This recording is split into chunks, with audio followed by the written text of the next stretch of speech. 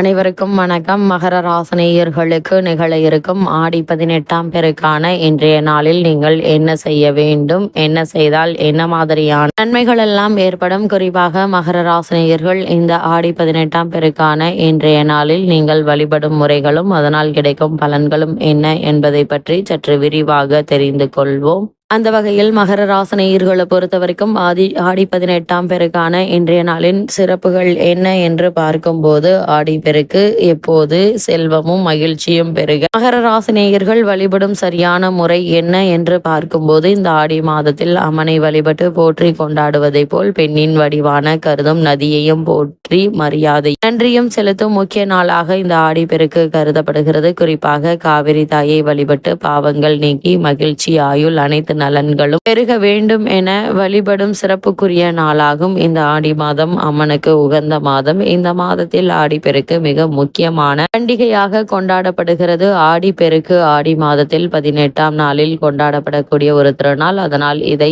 ஆடி 18ஆம் பெருக்கு என்று சொல்வதும் உண்டு. குறிப்பாக இது நிலத்திற்கும் பூமியை செழிக்க வைக்கும் நீர்நிலைகளுக்கும் நன்றி செலுத்தும் ஒரு புண்ணியமான நாளாகும். இந்த ஆடி பெருக்கு ஏன் கொண்டாடுகிறோம்? கங்கை நதி தன்னுடைய பாவங்களை போக்க கிருஷ்ண பகவானிடம் சென்று வழி கேட்டது. கிருஷ்ணர் காவிரி ஆற்றில் கலக்க சொன்னார். காவிரி ஆறு கிருஷ்ணரிடமிருந்து பாவங்களை போக்கும் சக்தியை பெற்றது. இதனால் சந்தோஷமாக விஷ்ணு இருக்கும் இடங்களுக்கு சென்றது. ஸ்ரீரங்கப்பட்டினம், சிவசமுத்திரம், ஸ்ரீரங்கம் போன்ற இடங்களுக்கு போய் ரங்கநாதரை வணங்கியது. இந்த நிகழ்வுதான் ஆடிப்பெருக்கு பண்டிகையாக கொண்டாடப்படுகிறது. ஆடி மாதத்தில் தென்மேற்கு பருவமழை அதிகமாக பெய்யும். காவிரி ஆற்றில் நிறைய தண்ணீர் வரும். விவசாயம் செழிக்க வேண்டும் என்பதற்காக இந்த நாளில் விவசாயிகள் வழிபடுவது உண்டு. சிலப்பதிகாரத்தில் ஆடி 18 முக்கியத்துவத்தை பற்றி சொல்லி இருக்கிறார்கள். ஆடி மாதம் சூரியன் கடக ராசியில் பயணிக்கும் நேரம். இது விவசாய வேலைகளுக்கு முக்கியமான நேரம். மழை நிறைய பெய்து ஏரி குளம் எல்லாம் நிரம்பி வழியும். விவசாயத்திற்கு தேவையான தண்ணீர் கிடைக்கும். அதனால் விவசாயிகள் அடுத்த விவசாயத்திற்கு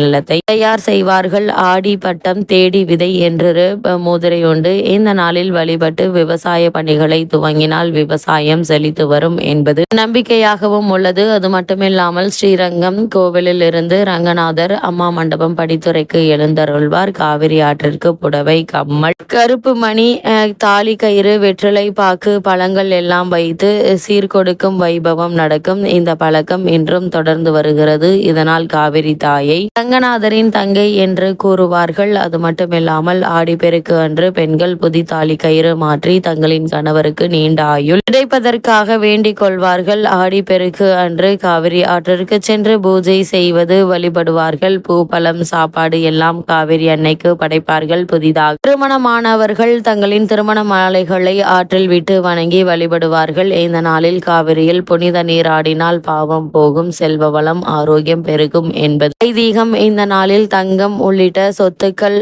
வாங்கினால் பெருகும் என்பது நம்பிக்கை. காவிரி கரைக்கு சென்று வழிபட முடியாதவர்கள் தாங்கள் தங்களுடைய வீட்டிற்கு அருகிலுள்ள நீர்நிலைகளுக்கு சென்று வழிபடுவது உண்டு. புதிதாக திருமணமான பெண்மணிகள் தாலி பெருக்கி போடும் வைபவமும் இந்த நாளில் நடத்துவார்கள். மக்கள் குளக்கரைகளிலும் காவிரி அன்னையை நினைத்து பூஜை செய்து வழிபடுவது உண்டு. இவ்வளவு சிறப்பு மிக்க ஆடிப்பெருக்கு இந்த 2025ஆம் ஆண்டு ஆகஸ்ட் 3ஆம் தேதி ஞாயிற்றுக்கிழமை வருகிறது. விசாகம் மற்றும் அனுஷம் நட்சத்திரம் இணைந்த நாளில் ஆடி பெருக்கு வருகிறது. அனுஷம் நட்சத்திரம் சனி பகவானுக்கு உரியதாக இருந்தாலும் இந்த நாளில் மகாலட்சுமியை வழிபடுவதால் செல்வ வளம் பெருகும் என கூறப்படுகிறது. அது மட்டும் இல்லாமல் மகர ராசினியர்களை பொறுத்த வரைக்கும் ஆடி மாதத்தில் 18ஆம் நாளில் 6 குளங்கள் பொங்கி வரும். இந்த நாளில் நாமும் நீர்நிலைகளை வழிபட்டால் நம்முடைய வாழ்வில் மகிழ்ச்சியும் செல்வமும் பொங்கி வரும் என்பது நாமும் நீர்நிலைகளை வழிபட்டால் நம்முடைய வாழ்வில் மகிழ்ச்சியும் செல்வமும் பொங்கி வரும் என்பது ஐதீகம். ஆடி பெருக்கு அன்று அந்த நாள் செய்யும் காரியங்கள் நமக்கு பல மடங்கு பலனை கொடுக்கும். இது தெய்வங்களின் ஆசையை மட்டுமின்றி முன்னோர்களின் ஆசையையும் பெறுவதற்குரிய நாளாக கருதப்படுகிறது. 2 மடங்கு பலன்களை தரும் ஆடிப்பெருக்கு நன்னாளில் இந்தந்த காரியங்களை செய்தால் வீட்டில் ஐஸ்வர்யம், புண்ணியம் பெருகும் என்பதை தெரிந்து கொள்வோம். அந்த வகையில் ஆடிப்பெருக்கு என்பது பெருக்கத்திற்குரிய சிறப்பான நாளாகும். ஆடி மாதத்தில் நாம் என்ன செய்தால் அது இறைவனை சென்றடையும். அந்த செயலுக்கான பலன்கள் நமக்கு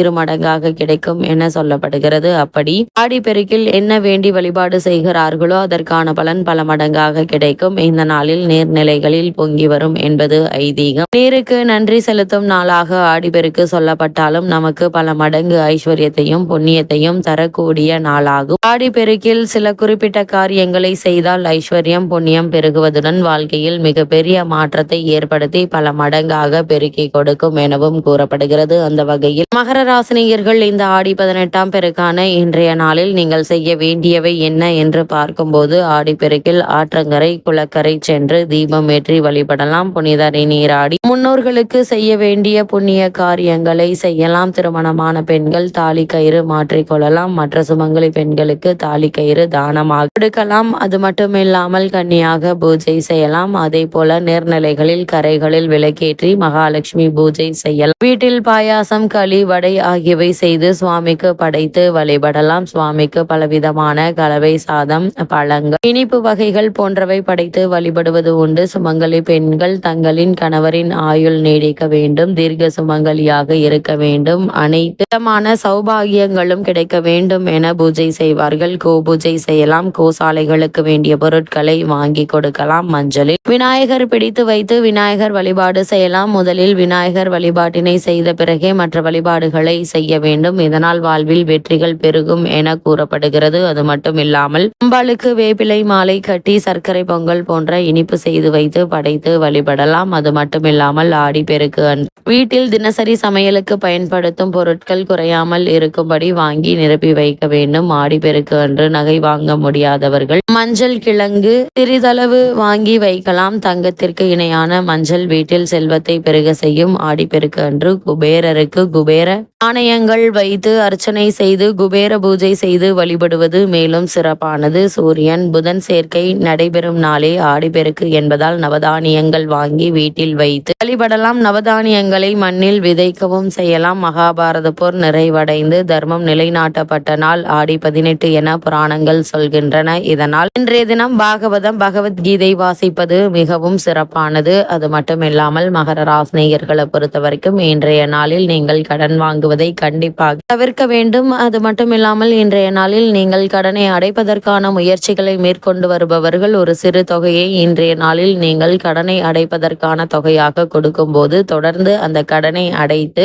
கடனிலிருந்து உங்களால் மீள முடியுங்க. அது மட்டும் இல்லாம இன்றைய நாளில் வெள்ளி தங்கம் வாங்கும் போது அவை பெருகும் என கூறப்படுகிறது. ஆடி பெருக்கு என்றாலே பெருகும் என்று அர்த்தம். அந்த வகையில் நீங்கள் செய்யக்கூடிய உபகாரிய முயற்சிகள் நல்ல ஒரு முன்னேற்றத்தை ஏற்படுத்துங்க. அது மட்டும் இல்லாம இக்காலகட்டத்தை பொறுத்த வரைக்கும் நீங்கள் மேற்கொள்ளக்கூடிய காரியங்கள் அனைத்திற்குமே வெற்றி கிடைக்க இருக்கு. அதே போல இன்றைய நாள் தான தர்மங்கள் செய்யும் போது அவற்றால் கிடைக்கக்கூடிய புண்ணியங்கள் மேலும் பெருகும் என்பதும் ஐதீகமாக உள்ளது. அந்த வகையில் மகர ராசினியர்கள் இந்த ஆடி 18ஆம் பெருக்கான இன்றைய நாளில் உங்களுக்கு குடும்ப சூழ்நிலையில் நல்ல ஒரு முன்னேற்றத்தை எதிர்பார்க்கக்கூடிய ஒரு நிலையா அமைஞ்சிருக்குதுங்க. இத்தருணங்கள்ல கிரக நிலைகளின் ரீதியாக கூறப்பட்ட பரிகாரம் என்ன என்று பார்க்கும்போது வீட்டிற்கு அருகாமையுள்ள திருக்கோவிலுக்கு சென்று தீபம் ஏற்றி வழிபடுங்க. எண்ணற்ற நன்மைகள் உங்களுடைய வாழ்வில் ஏற்படும்.